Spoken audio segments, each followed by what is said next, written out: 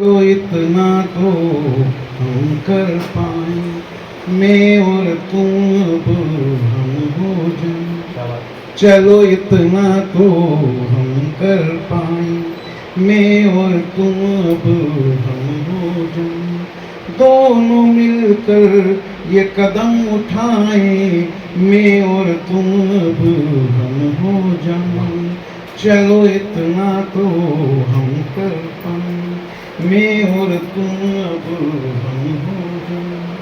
सच्चा दिल हो सच हो इरादे, सच्चा दिल हो और सच हो इरादे, सच करने का हम बीड़ा उठाए। कभी किसी का ना हम दिल दुखाए, मैं और तुम अब हम हो जाए।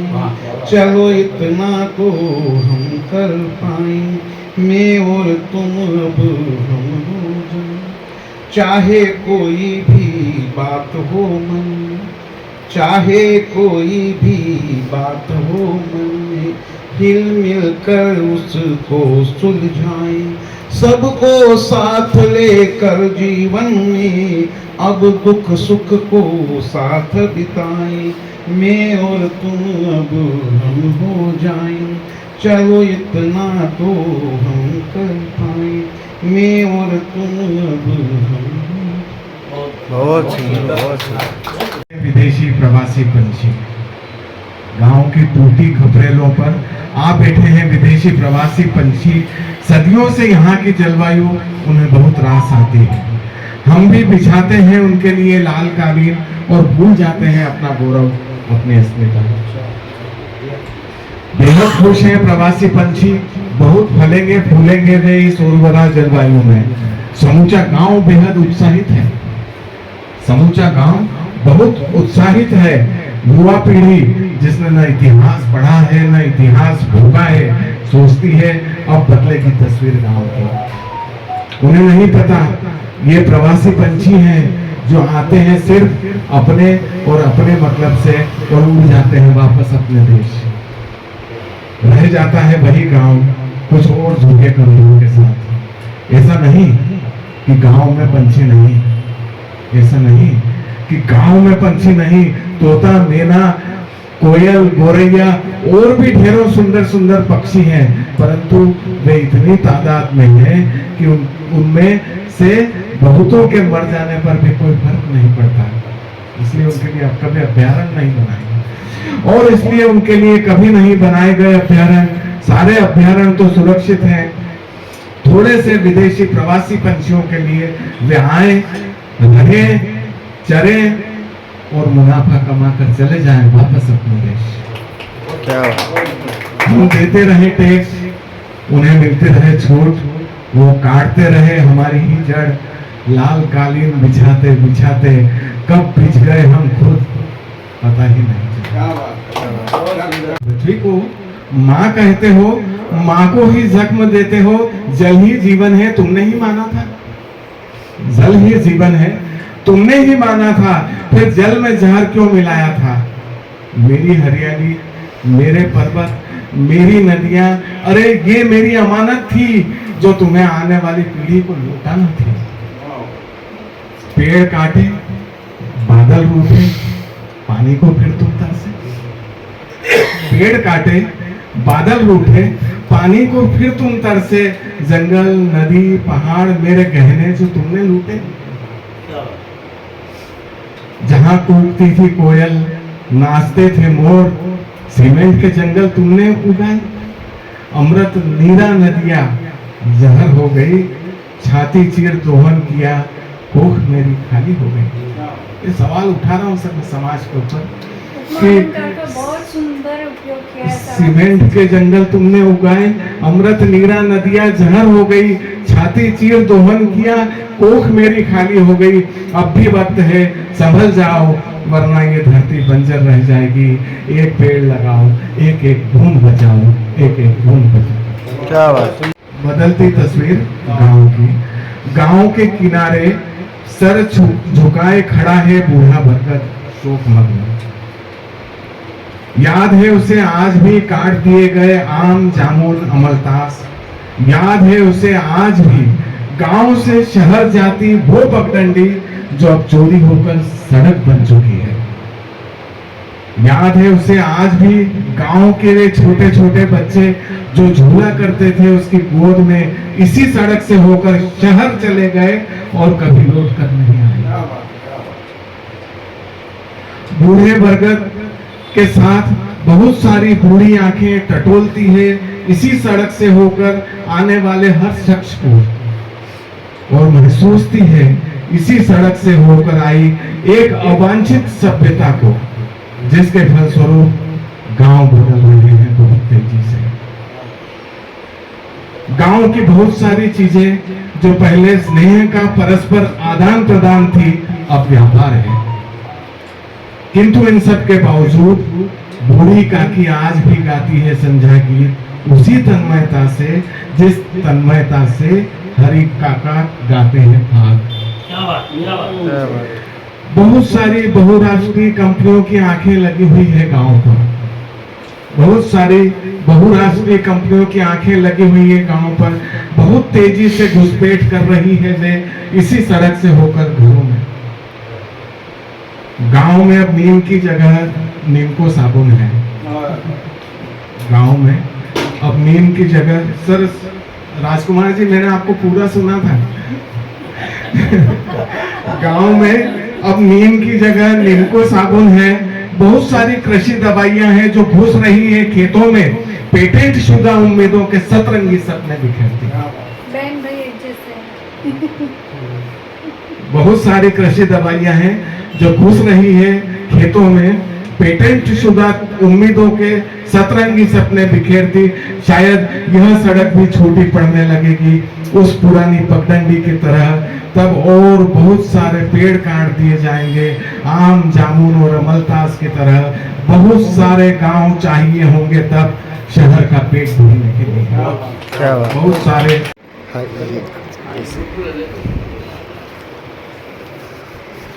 एक विषय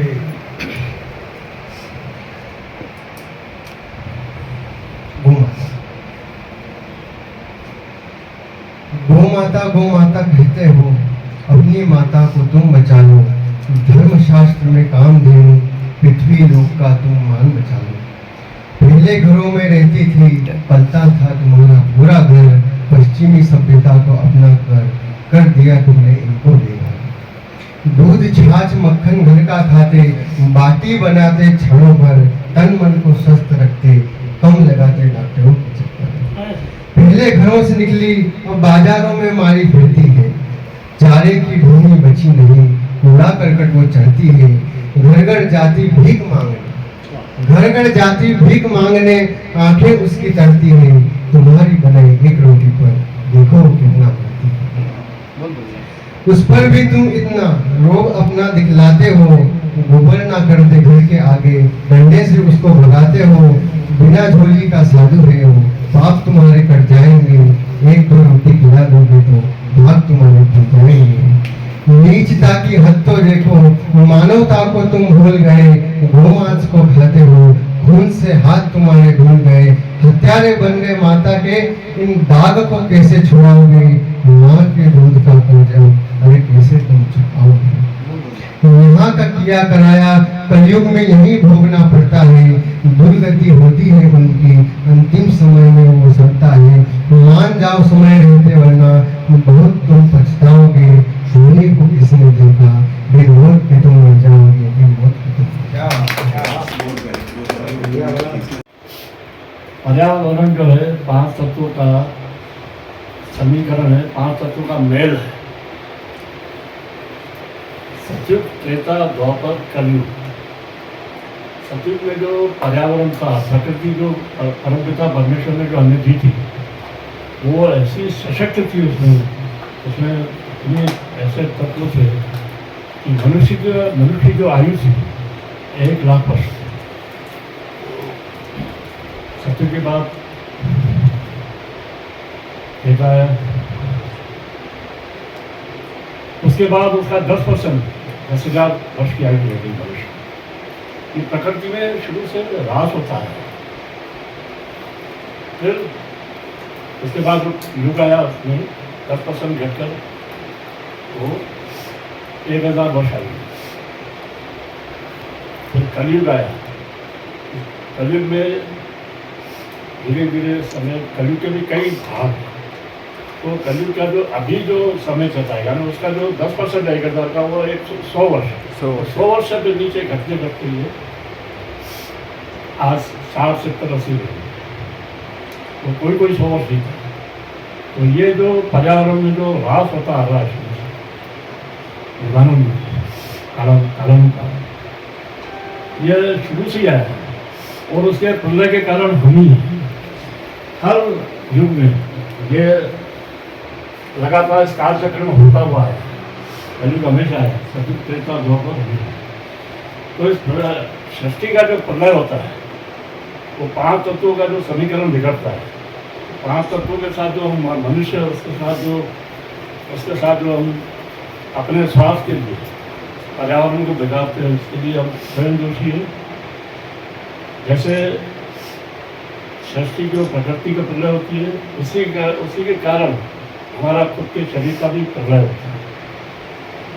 तो उस सृष्टि के 5 तत्वों को जब तक हम अच्छे बनाए रखेंगे, इसका समीकरण अच्छा बनाए रखेंगे, मनुष्य का धर्म इसमें तो अच्छी परमपिता परमेश्वर ने तो प्रकृति होनी अच्छी, हमारा धर्म है कि उस प्रकृति को हम बनाए रखें, तो प्रकृति को बिगाड़ने वाले। इसलिए हमें जो है आध्यात्म में उजाड़ू बच्चे का है मनुष्य, हम उजाड़ू बच्चे हैं। इसलिए परमपिता परमेश्वर ने हमें इस धरती पर भेजा है।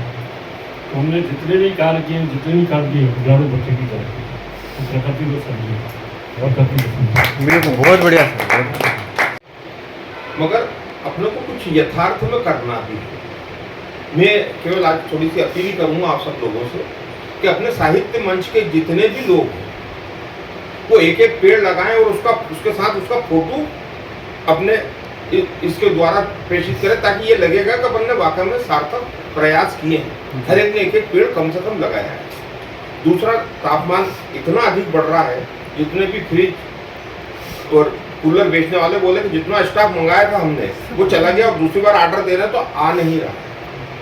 तो इसका तो बहुत हो गया है। जो मेन कारण है वो पर्यावरण तो है, मगर उसका एक दूसरा कारण भी है कि जो युद्ध चला है उसमें अरबों खरबों रुपए का बारूद जला है, उससे तापमान बढ़ा है।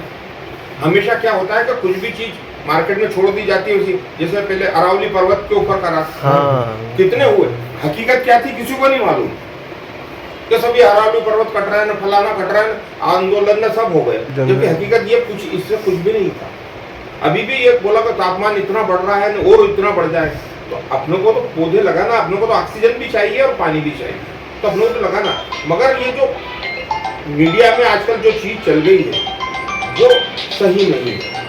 उसका कारण बहुत सारे वैज्ञानिक कारण भी हैं कि इस प्रकार का तापमान, नहीं तो प्रतिवर्ष अपन देख रहे हैं कि हर साल वर्षाएं भी खूब हो रही है, भयंकर बाढ़ें आ रही है, इतना नुकसान हो रहा है और इतने तूफान आ रहे हैं। तो अब जब इतने पेड़ कट रहे हैं तो फिर इतनी तेज वर्षाएं क्यों हो रही है?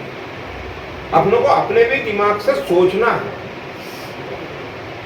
और इसके अलावा मैं एक और चाहूंगा कि पक्षियों के लिए पानी के सकोरे सब लोग अपील कर रहे हैं, मगर सकोरे के साथ आपका फोटो चाहिए। मुझे साहित्य मंच के ऊपर फोटो चाहिए कि मैंने ये सकोरा रखा और मैं फोटो इसके साथ खिंचाया। और इसको रोज भर रहा हूँ, इसको रोज भर भी रहा हूँ, खाली फोटो ही नहीं भेजना है। ये अच्छा बड़ा मिल जाएगा। परंतु क्या इससे समस्या का समाधान? इस वर्ष में इसी माह में लगभग 2 नए नवाचार हो गए कि समीक्षा बैठक भी हुई। समीक्षा किसी ने कोई पुस्तक लिखी है, चाहे वो गद्य पद्य पे, तो उसकी समीक्षाओं के बारे में भी अखिल भारतीय साहित्य परिषद ने सोचा।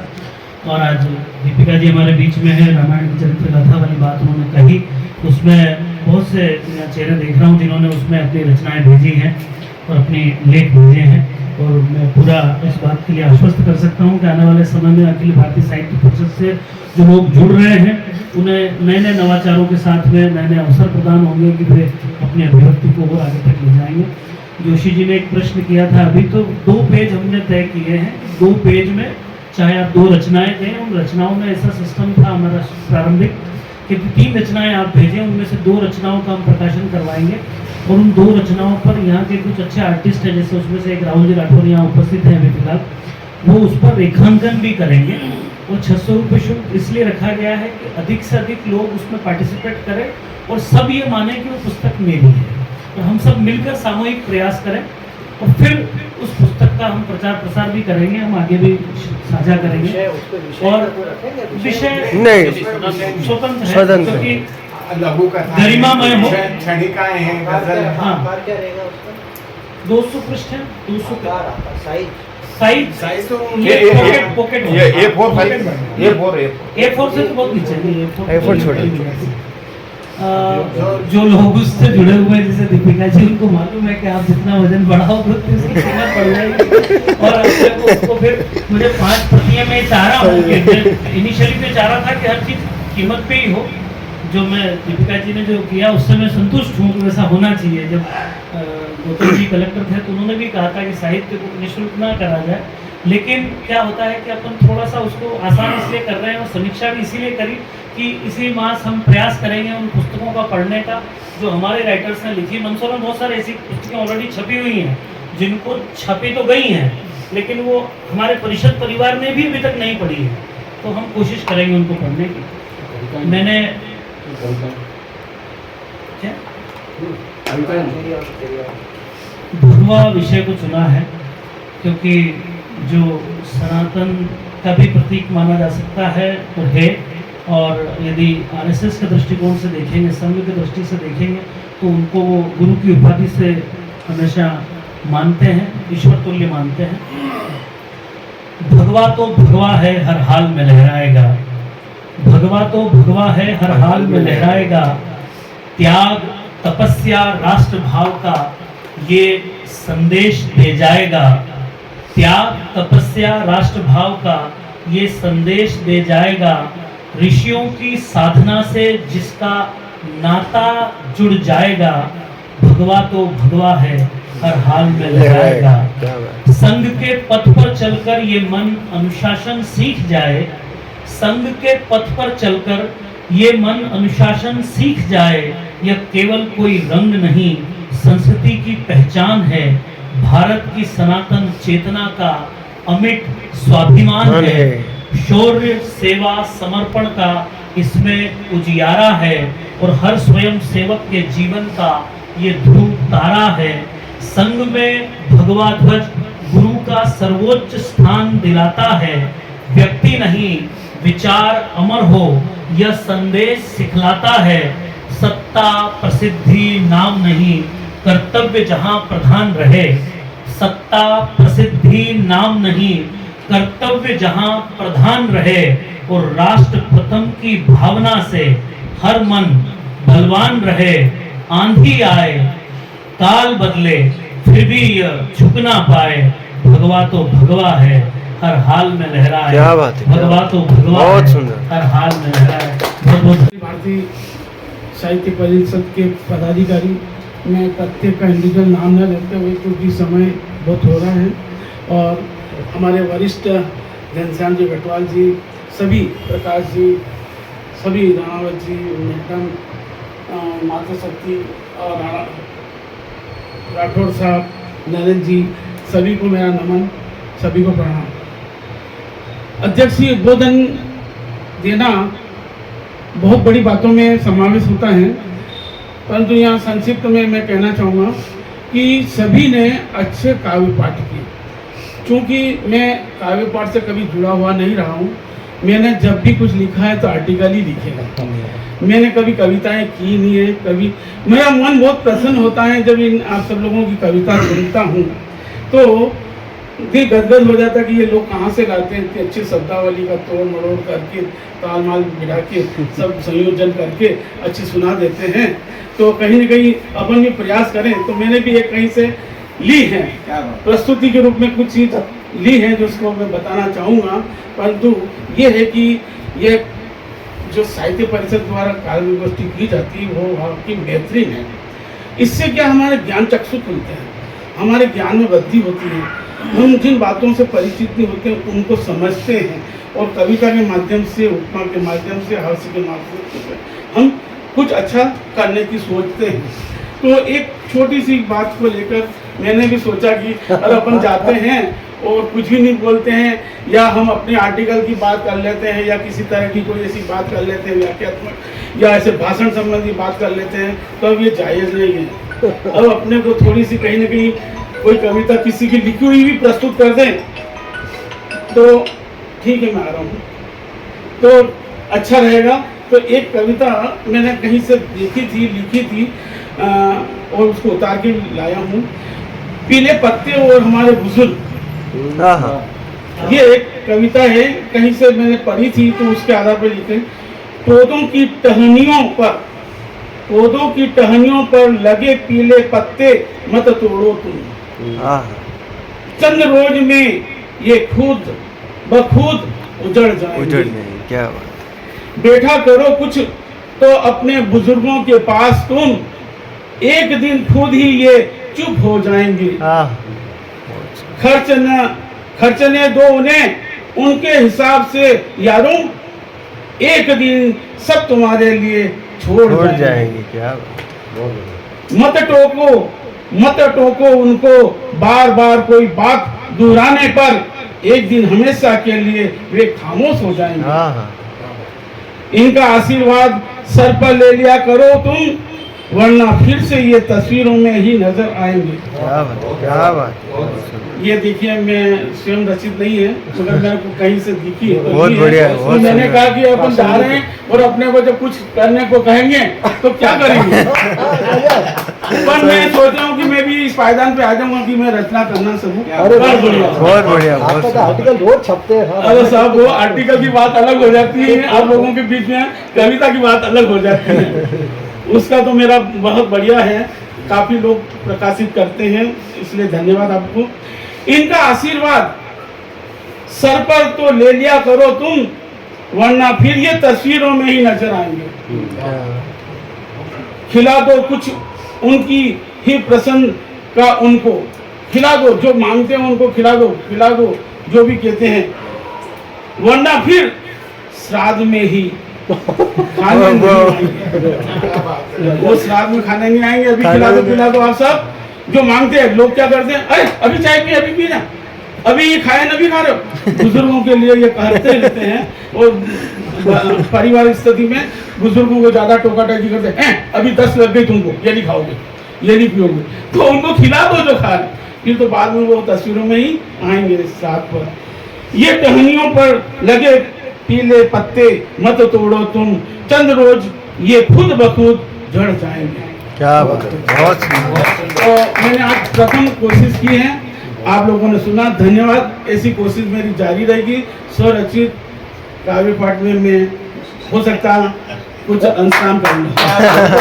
स्वागत है, स्वागत किया गया था, जिसमें संघ से जुड़े विषय ही रखे गए थे, और हमें ऊपर से भी कहा गया था कि इस काव्य गोष्ठी को या इस कवि सम्मेलन को हम इन विषयों पर ही मतलब ये फोकस करें।